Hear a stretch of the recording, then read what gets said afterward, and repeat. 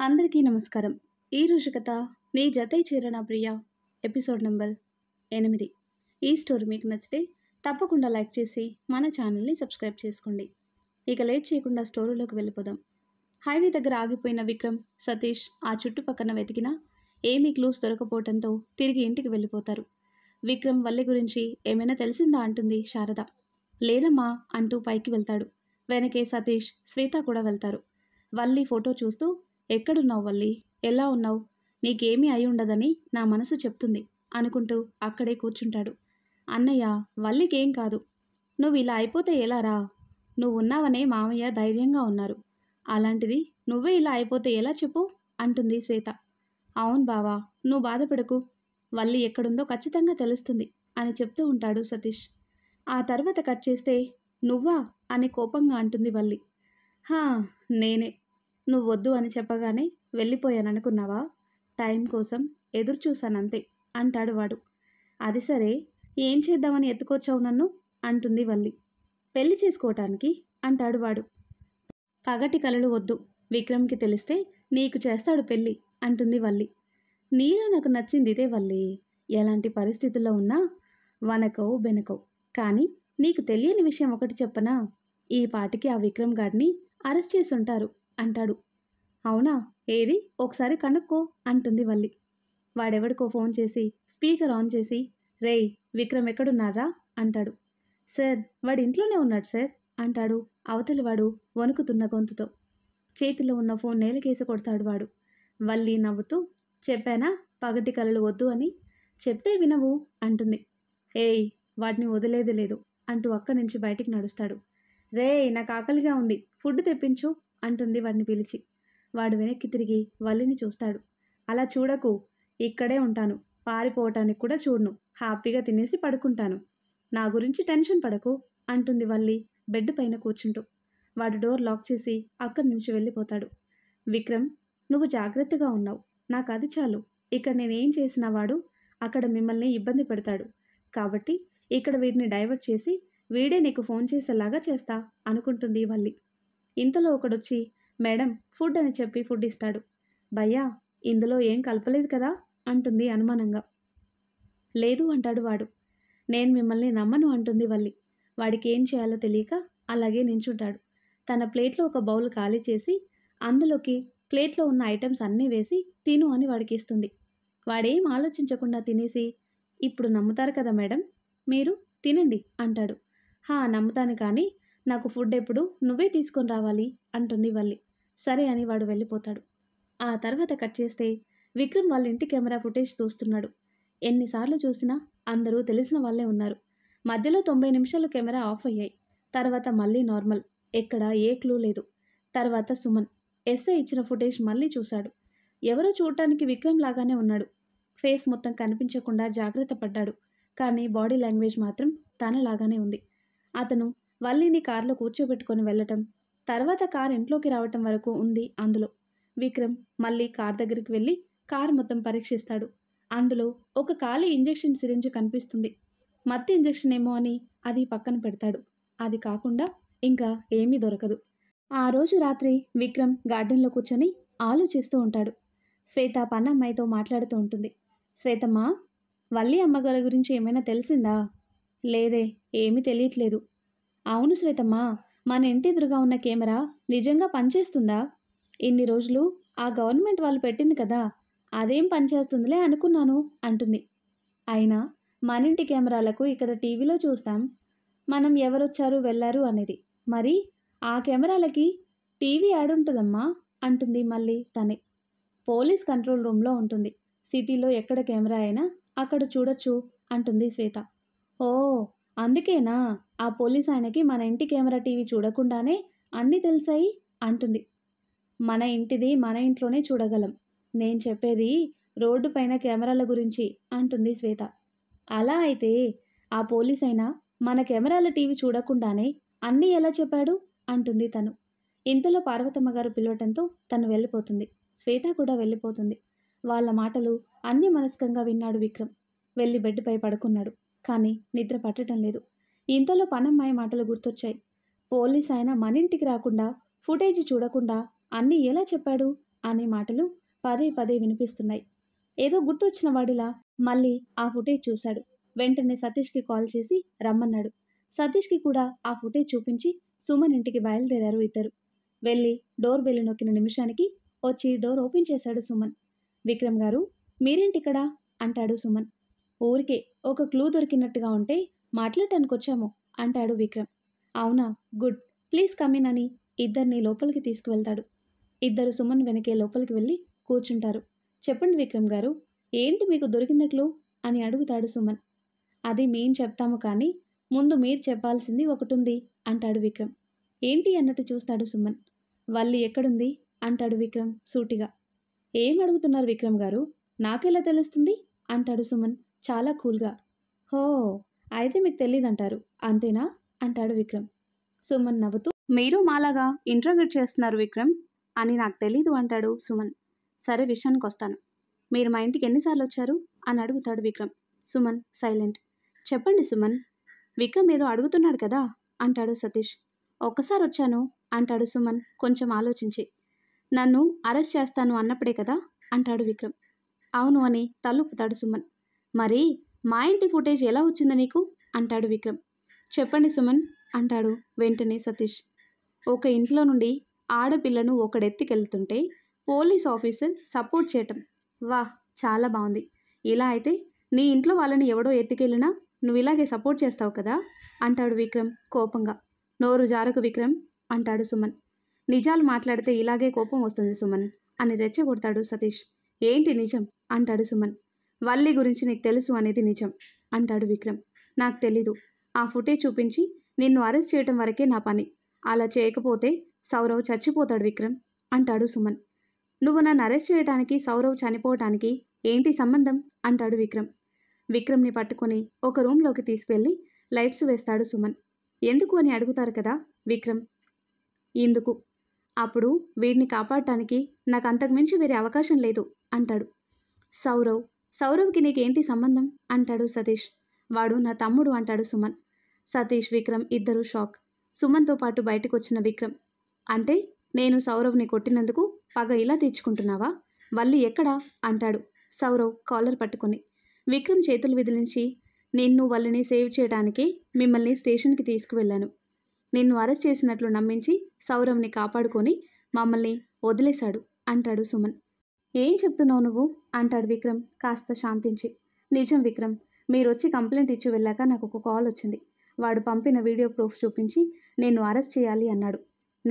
నేను ఒప్పుకోకపోతే హాస్పిటల్లో ఉన్న సౌరవ్ని చంపేస్తా అన్నాడు. ఎందుకంటే వీడు చనిపోయినా అరెస్ట్ అయ్యేది నువ్వే. అందుకే నేను మిమ్మల్ని స్టేషన్కి తీసుకువెళ్ళినట్టు వాడిని నమ్మించి సౌరవ్ని ఇంటికి షిఫ్ట్ చేసి వాడు సేఫ్గా ఉన్నాడు అని తెలిసాకే మీకు అన్ని ఫైల్స్ ఇచ్చేశాను అంటాడు సుమన్. సారీ అంటాడు విక్రమ్. ఇట్స్ ఓకే విక్రమ్, నేను అర్థం చేసుకోగలను అంటాడు సుమన్. మీకు విక్రమ్ పైన కోపం లేదా సుమన్? అది ఎంత చెడ్డవాడైనా సౌరవ్ నీ తమ్ముడు కదా అంటాడు సతీష్. కోపం వచ్చింది సతీష్, కానీ తప్పు సౌరవ్ వైపు ఉంది. తప్పు చేసినవాడు సొంతవాడైనా నేను న్యాయం వైపే ఉంటాను. కానీ ఎంతైనా తమ్ముడు కదా, అందుకే ఇలా ఇంట్లో ఉంచాను అంటాడు సుమన్. థ్యాంక్ యూ సుమన్ అంటాడు విక్రమ్. నేను సౌరవ్ని ఎలా అయినా కాపాడుకుంటాను విక్రమ్, కానీ వల్లిని నువ్వు తప్ప ఎవరు కాపాడలేరు అంటాడు సుమన్. వాడు మళ్ళీ ఫోన్ చేయలేదు సుమన్. అదే నన్నెందుకు వదిలేసావని అడగటానికి అంటాడు విక్రమ్. చేశాడు, కానీ రఘురామ్ గారి ఇన్ఫ్లుయెన్స్ వల్ల పైనుండి ప్రెషర్ ఉండటంతో వదిలేయాల్సి వచ్చిందని చెప్పాను అంటాడు Suman. Thank you Suman, thank you so much. మీలాంటి పోలీస్ ఆఫీసర్స్ చాలా రేర్గా ఉంటారు. ఐఎమ్ రియల్లీ సారీ అంటాడు విక్రమ్. ఇట్స్ ఓకే విక్రమ్, నేనేం అనుకోలేదులే అంటాడు సుమన్. విక్రమ్ బయటికి వెళ్తూ ఆ కాల్ వచ్చిన నెంబర్ అంటాడు. సుమన్ నవ్వుతూ ప్రైవేట్ నెంబర్, ట్రేస్ చేయడం కష్టం అంటాడు. అయినా మీకు మేం చెప్పేవాళ్ళమా అని నవ్వుతూ సతీష్ని తీసుకుని వెళ్ళిపోతాడు. రే బావా, ఈ సుమన్ని నమ్మొచ్చంటావా అంటాడు సతీష్. నమ్మొచ్చురా, తమ్ముణ్ణి కొట్టానని తెలిసినా తప్పు ఎవరిది అని ఆలోచించాడు. అనుకుంటే నన్ను పొద్దున్నే అరెస్ట్ చేయొచ్చు కదా అంటాడు విక్రమ్. అది సరే, మరి వల్లి ఎక్కడుందో ఎలా తెలిసేది అంటాడు సతీష్. ఇప్పటి వరకు వల్లి గురించి టెన్షన్గా ఉండేది, కానీ ఇందాక సుమన్ చెప్పింది విన్నాక అర్థమైంది. వాడే మన కోసం క్లూ ఇస్తున్నాడు అని. వాడే మన ముందుకొస్తాడ్రా, లేకపోతే వల్లి వచ్చేలా చేస్తుంది. అంత ఈజీగా ఇంకోసారి పరిస్థితి చెయ్యి దాటనివ్వదు అంటాడు విక్రమ్. మరి మనం ఏం చేద్దాం అంటాడు సతీష్. ఎప్పటిలానే కూల్గా నిర్మలంగా ఉందాం అంటూ కారింటికి పోనిచ్చి వెళ్ళి పడుకుంటారు. ఆ తర్వాత కట్ చేస్తే నెక్స్ట్ డే ఉదయం శ్వేత సతీష్ల ఎంగేజ్మెంట్ కోసం అందరూ ఊరికి బయలుదేరుతారు. విక్రమ్ అందరికీ ధైర్యం చెప్పి ఎంగేజ్మెంట్ వరకు వల్లి ఇంట్లో ఉంటుందని తన మాటగా చెప్తాడు. విక్రమ్ మీద నమ్మకంతో అందరూ నార్మల్గా ఉండి ఊరికి వెళ్ళారు. ఊరికి వెళ్ళిన విక్రమ్ సుమన్ ద్వారా ఏమైనా తెలుస్తుందేమో అని సుమన్తో ఫోన్లో టచ్లో ఉంటాడు. అటు సుమన్ కూడా వల్లి కోసం తన ప్రయత్నం తాను చేస్తూ ఉంటాడు. విక్రమ్ ఊరికి వెళ్ళిన దగ్గర నుండి ఆ ఇంట్లో సెలవుల్లో వల్లితో గడిపిన జ్ఞాపకాలు కళ్ళ ముందు కదులుతుంటాయి. కట్ చేస్తే గతం. వల్లి విక్రమ్ ఊరికి వెళ్ళిన వారానికి శారద రఘురాం గారు వస్తారు. అప్పటికే విక్రమ్ వల్లిని ఒప్పించడానికి నానా తిప్పలు పడుతున్నా వల్లి మాత్రం అస్సలు భయపడట్లేదు. జాతర రోజు ఉదయం అందరూ కలిసి దేవుడి దర్శనానికి గుడికి వెళ్లారు. అక్కడ ఊరి పెద్దయిన జగన్నాథం గారి చేతుల మీదుగా అన్ని పూజలు చేయించారు. పూజ పూర్తి చేసుకొని అక్కడే మండపంలో అందరూ కూర్చుంటారు. నవీన్, నందిని, ప్రవీణ్ కూడా గుడికి రావటంతో శ్వేత, సతీష్, విక్రమ్ వాళ్ళని కలిసి గుడి కోనేరు దగ్గర ఉన్న మెట్లపైన కూర్చొని మాట్లాడుతూ ఉంటారు. కొంచెం దూరంలో ఒక ముసలావిడ నడవలేక ఇబ్బంది పడుతుంటే వల్లి వెళ్ళి ఆవిడకి హెల్ప్ చేస్తుంది. వల్లిని చూడు అందరికీ ఎలా సహాయపడుతుందో అంటాడు సతీష్ శ్వేతతో. అంటే ఇప్పుడేమంటావు? నేను కూడా ఎవరినైనా నడవకుండా చేసి అలా హెల్ప్ చేయనా అంటుంది శ్వేత. నీకు చెప్పాను చూడు, నాది బుద్ధి తక్కువ అంటాడు సతీష్. కదా, మరి నోరు మూసుకొని కూర్చో అంటుంది శ్వేత. వీళ్ళు ఇలా గొడవ పడుతూ ఉండగానే వల్లి అక్కడికి వస్తుంది. కానీ మొహంలో నవ్వు లేదు. తనని చూడగానే విక్రమ్ పక్కకి తీసుకెళ్ళి ఏమైంది శ్రీ అని అడుగుతాడు. ఏం లేదు, నేను బాగానే ఉన్నాను అంటుంది వల్లి. నువ్వెలా ఉంటావో నాకు తెలీదా? ఏమైందో చెప్పు అని అడుగుతాడు విక్రమ్ కోపం కంట్రోల్ చేసుకుంటూ. విక్రమ్ కోపం చూసి భయపడి ఏమీ లేదు విక్రమ్ అని చెప్పి ముందుకు వెళ్ళిపోతుంది. వెళ్తున్న తన చెయ్యి పట్టుకొని నువ్వు చెప్తావా, నేను తెలుసుకోవాలా అంటాడు విక్రమ్. అలా అయితే విక్రమ్ని ఆపడం కష్టమని నేనే చెప్తాను అంటుంది వల్లి. పక్కనే ఉన్న బెంచ్ పైన కూర్చోబెట్టి కొంచెం వాటర్ తాగించి ఇప్పుడు చెప్పు ఏమైంది అంటాడు విక్రమ్. చిన్న తాతయ్య వాళ్ళ మనవడు రవి ఉన్నాడు కదా, నేను గుడిలో నుండి వస్తుంటే వాడి ఫ్రెండ్స్తో నా చుట్టూ చేరి రోజు వాడింట్లోనే ఏముంటావు కానీ ఒకరోజు మా ఇంటికి రావడానికి ఏం తీసుకుంటావు అని అసహ్యంగా మాట్లాడాడు అంటుంది ఏడుస్తూ. వల్లి చెప్పిన మాటలు వింటూనే విక్రమ్ చెయ్యి బిగుసుకుపోయింది. కళ్ళు కోపంతో ఎర్రబడ్డాయి. వల్లికి విక్రమ్ని చూస్తుంటే భయం వేస్తుంది. విక్రమ్ చెయ్యి పట్టుకొని వద్దు విక్రమ్, వాడిని ఏం చెయ్యకు అంటుంది. వల్లి వైపు సీరియస్గా చూసి వాడన్ని మాటలు అంటుంటే ఏడుస్తూ వచ్చేసావా అంటాడు విక్రమ్. లేదు అన్నట్టు తల ఊపుతుంది వల్లి. మరేం చేశావు అంటాడు విక్రమ్. వాడి చెంప పగలగొట్టాను అంటుంది వల్లి. తర్వాత అని అడుగుతాడు. వాడు నా చేయి పట్టుకొని దగ్గరకొచ్చి నన్నే కొడతావా? ఎంతమంది ముందు నన్ను కొట్టావో అంతమందిలోనే నేను నిన్ను ముద్దు పెడతానని నా మీదికి రాబోయాడు. నాకు భయం వేసి వాడి చెయ్యి విడిపించుకొని పరిగెత్తుకుంటూ వచ్చేసా అంటుంది వల్లి. వల్లి భయపడిందని అర్థమయ్యి తనని తీసుకొని రవి దగ్గరికి వెళ్తాడు విక్రమ్. అప్పటి వరకు కారు ముందు భాగం పైన కూర్చొని వాడి ఫ్రెండ్స్తో మాట్లాడుతున్న రవి వల్లిని, విక్రమ్ని చూసి కారు దిగి ఏంట్రా అది రానంటే నువ్వే వదిలి వెళ్ళటానికి వచ్చావా అంటాడు వెకిలిగా నవ్వుతూ. అవునరా, ఇప్పుడు తీసుకెళ్ళు అంటూ వాడి కాలర్ పట్టుకొని ముక్కుపై పిడిగుద్దులు గుద్దుతాడు విక్రమ్. వాడి ఫ్రెండ్స్ విక్రమ్ మీదికి రాగా వాళ్ళని కూడా ఏ కీలు కాకీలు విరిచేస్తాడు. కింద పడిపోయిన రవిగాడి షర్టు పట్టుకొని పైకి లేపి ఇప్పుడు పట్టుకోరా చెయ్యి, తీసుకెళ్ళిప్పుడు అంటూ మళ్ళీ కొడతాడు. విక్రమ్ని ఆపడానికి తన వల్ల అవక సతీష్ వాళ్ళ దగ్గరికి పరుగున వెళ్ళి వాళ్ళని వెంట పెట్టుకుని వస్తుంది వల్లి. సతీష్, నవీన్, ప్రవీణ్ కలిసి విక్రమ్ని ఆపి రవిని విడిపించి హాస్పిటల్కి తీసుకువెళ్తారు. జగన్నాథం గారి తమ్ముడి మనవడు రవి అయినందున ఇంటికి వస్తారు జగన్నాథం గారి తమ్ముడు జనార్దన్ గారు. రా జనార్దన్, కూర్చో అంటారు జగన్నాథం గారు. ఈ మర్యాదలకేం తక్కువ కానీ అన్నయ్య, అసలు విక్కీకి కొంచెమైనా మేమంటే గౌరవం ఉందా? రవి వాడికి తమ్ముడని కూడా చూడకుండా అలా కొడతాడా అంటారు ఆయన. ఆడపిల్లతో తప్పుగా ప్రవర్తించింది రవి కదరా, అందుకే కొట్టాడు అంటారు జగన్నాథం గారు. హో, కొట్టింది నీ మనవడని వెనకేసుకొస్తున్నావా అన్నయ్య అంటాడు జనార్దన్ గారు. విక్కీ రవిని కొట్టడం తప్పే తమ్ముడు, కానీ రవి చేసిన తప్పు కంటే విక్కీ కొట్టడం పెద్ద తప్పు కాదు అంటారు జగన్నాథం గారు. అవన్నీ నాకు అనవసరం అన్నయ్య, విక్కీతో రవికి క్షమాపణ చెప్పించు అంటారు ఆయన. దానికి పార్వతమ్మ గారు ససేమిరా ఒప్పుకోరు. తప్పు వాడు చేస్తే వీడు వెళ్ళి క్షమాపణ అడగటం ఏంటి అని గొడవ చేస్తారు. ఇక ఆ గొడవ తెగదని అర్థమయ్యి అక్కడి నుంచి వెళ్ళిపోతారు జనార్దన్ గారు. నెక్స్ట్ డే ఉదయం వల్లి సతీష్ని తీసుకుని జనార్దన్ గారి ఇంటికి వెళ్తుంది. వల్లిని రవి వాళ్ళ అమ్మ సీత గారు కోపంగా చూస్తారు. వల్లి గుమ్మం దగ్గర నించొని జనార్దన్ గారిని చూస్తూ తాతయ్య లోపలికి రావచ్చా అంటుంది. జనార్దన్ గారు అనటంతో సతీష్ని తీసుకుని లోపలికి వెళ్ళి ఆయన ముందు కింద కూర్చొని నన్ను క్షమించండి తాతయ్య, ఈ గొడవకి కారణం నేను, రవిని విక్రమ్ కొట్టడానికి కారణం నేను. మీరు తాతయ్య ఎప్పటిలానే ఉండండి, నేను ఇంకా ఎప్పుడూ ఇక్కడికి రాను అంటుంది ఆయన పాదాలు పట్టుకుని. వల్లి చేసే పనికి సతీష్కి కోపం వస్తున్నా అక్కడ తను ఏం చేసినా ఏం మాట్లాడొద్దని ముందే చెప్పి తీసుకొచ్చిందని సైలెంట్గా ఉంటాడు. మా మామయ్యలకి మనస్పర్ధలు తెచ్చి మళ్ళీ ఎందుకు వచ్చావు అంటారు సీతగారు. నన్ను క్షమించండి ఆంటీ, నా మీద మీకు కోపం రావటం సహజం, కానీ నా ప్లేస్లో మీ కూతురుండి రవిలాగా తనని ఎవరైనా ఏడిపిస్తే మీరు ఇలాగే మాట్లాడేవల్ల అంటుంది వల్లి. సీతగారు ఆలోచనలో పడతారు. నేను రవిని కలవచ్చా అని అడుగుతుంది వల్లి. సీతగారికి ఏం చెప్పాలో తెలియక జనార్దన్ గారి వైపు చూశారు. పైనున్నాడు వెళ్ళండి అని ఆయన చెప్పడంతో వల్లి సతీష్ పైకి వెళ్ళి రవితో మాట్లాడి వెళ్ళిపోతారు. తర్వాత రోజు హైదరాబాద్కి వారి ప్రయాణం ఉండగా అందరూ బ్యాగులు సర్దుకుంటూ ఉండగా సీత, జనార్దన్ గారు వచ్చి వారి తప్పు తెలుసుకున్నాం, రవిని అలా చూసి కోపం వచ్చి అలా మాట్లాడినందుకు క్షమాపణ అడిగి వల్లికి కూడా రవి తరఫున సారీ చెప్పి వెళ్తారు. సతీష్, వల్లి కలిసి రవి వాళ్ళ ఇంటికి వెళ్ళిన విషయం ఎవరికీ తెలీదు. అందరూ సంతోషంగా తిరిగి ప్రయాణం అవుతారు. ఆ తర్వాత కట్ చేస్తే ఈ విషయం గుర్తుకు రాగానే విక్రమ్ రవి ఇంటికి పరిగెత్తుకుంటూ వెళ్తాడు. ఇదంతా రవి చేస్తున్నాడు అనుకుని ఇక వెళ్ళి చిత కొట్టాలనుకుని డోర్ తడతాడు. విక్రమ్ వెనకే సతీష్ కూడా వెళ్తాడు. డోర్ గట్టిగా కొడుతూ ఉంటాడు విక్రమ్. సీతగారు డోర్ తీయగానే విక్రమ్ కోపం అణుచుకొని పిన్ని, రవి లేడా అని అడుగుతాడు. విక్రమ్, రా లోపలికి రా అని లోపలికి తీసుకువెళ్ళి కూర్చోబెట్టి మాట్లాడుతూ ఉంటారు. సతీష్ కూడా వెళ్ళటంతో సతీష్ని పలకరించి వల్లి గురించి అడుగుతారు.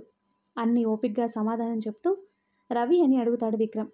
అప్పుడే ఒక చిన్న పాపనెత్తుకుని కిందికి వస్తాడు రవి. హాయ్ అన్నయ్య, ఎలా ఉన్నావు అని అడుగుతాడు రవి. ఈ పాప అని అడుగుతాడు విక్రమ్. నా కూతురు అని రవి సమాధానం చెప్పగానే వాటర్ తీసుకుని వస్తుంది నందిని. విక్రమ్ నందినిని చూసి నువ్విక్కడా అని అడుగుతాడు. రవి నందినికి కాఫీ తీసుకునిరా అని పంపి నవీన్ యాక్సిడెంట్లో చనిపోయాడు. తను ఆ బాధ నుండి బయటపడిన తర్వాత తనని ఇష్టపడి ఒప్పించి పెళ్లి చేసుకున్నాను. ఇప్పుడు తను పాపే నా ప్రపంచం అంటాడు రవి. విక్రమ్ సతీష్ వైపు చూడగానే అవును అన్నట్టు తలూపుతాడు సతీష్. విక్రమ్ పాపనెత్తుకొని కాసేపు ముద్దు చేసి అక్కడి నుంచి వెళ్ళిపోతాడు. నవీన్ గురించి నాకెందుకు చెప్పలేదురా అంటాడు విక్రమ్. అప్పుడు నువ్వు ఇక్కడ లేవు కదా బావా, తర్వాత చెప్పే పరిస్థితి రాలేదు అంటాడు సతీష్. బావా, ఎంగేజ్మెంట్ పోస్ట్పోన్ చేద్దాం అంటాడు సతీష్. ఎందుకురా అని అడుగుతాడు విక్రమ్. వల్లి లేకుండా ఎంగేజ్మెంట్ ఏంటి బావా, నాకు సిరి ఎంతో, వల్లి కూడా అంతే కదా, వల్లి వచ్చాక పెట్టుకుందాం అంటాడు సతీష్. ఇంతలో సుమన్ కాల్ చేసి విక్రమ్ గారు, వల్లి మెయిల్ ఒక మొబైల్లో ఓపెన్ అయింది అని డీటెయిల్స్ ఇస్తాడు. అవి చూసిన విక్రమ్, సతీష్ షాక్ అవుతారు. మరి ఆ తర్వాత ఏం జరుగుతుందో నెక్స్ట్ వీడియోలో తెలుసుకుందాం. ఎంతో ఇంట్రెస్టింగ్గా ఉండే ఈ స్టోరీ నెక్స్ట్ పార్ట్స్ కోసం ఈ వీడియో లైక్ చేసి మన ఛానల్ని తప్పకుండా సబ్స్క్రైబ్ చేయండి. Thanks for watching.